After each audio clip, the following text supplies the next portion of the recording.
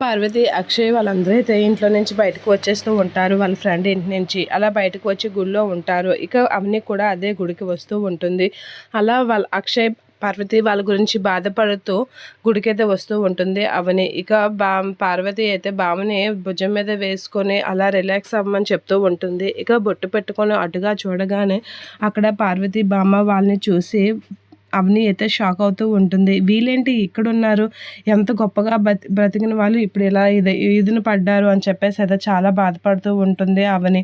ఇక అక్షయ్ ఇల్లు దొరికిందా అనేది అంటూ ఉంటుంది పార్వతి. లేదమ్మా, ఎక్కడ ఇల్లు దొరకలేదు అని చెప్పేసి అక్షయ్ అయితే దీనంగా చెప్తూ ఉంటాడు పార్వతికి. అలా చెప్పగానే అవని అయితే షాక్ అవుతూ ఉంటుంది. వీళ్ళు ఇంటి కోసం ఎంత కష్టాలు పడుతున్నారో, వీళ్ళకి ఎలాగైనా సాయం చేయాలి అనేది అనుకుంటూ ఉంటుంది అవని. అలా అనుకుంటూ వాళ్ళు ఉంటున్న ఇంటికి ఎదురుగైతే ఇల్లు ఇప్పించేలా చేస్తూ ఉంటుంది. అలా అక్షయ్, పార్వతి వాళ్ళైతే ఇంటికి ఎదురుగా వస్తూ ఉంటారు.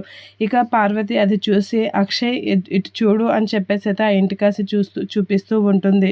ఏంటమ్మా అని అనేసరికి ఇది అవని ఉంటున్న ఇల్లు రా అని చెప్పేసి అయితే అంటూ ఉంటుంది.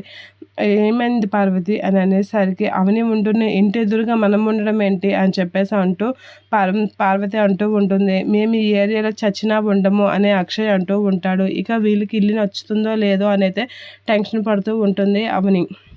ఇక అక్షయ్ వీళ్ళైతే ఇల్లుని చూసి మేము చచ్చిన ఇంటి ఎదురుగా ఉండము అని అయితే చెప్పేస్తూ ఉంటారు. ఇక పార్వతి అయితే దైవం అది ఉంటున్న ఇంటి ఎదురుగా మనం ఉండడం ఏంట్రా, చండాలం కాకపోతే అని పార్వతి అంటూ ఉంటుంది. అవును, మేము ఇంట్లో ఉండము అని చెప్పేసి అంటూ ఉంటాడు అక్షయ్. ఇక అవని అయితే అలా చూస్తూ ఉంటుంది. వాళ్ళు ఎదురింట్లో దిగుతారా లేదా అని అయితే ఆతృతగా ఎదురు చూస్తూ ఉంటుంది అవని.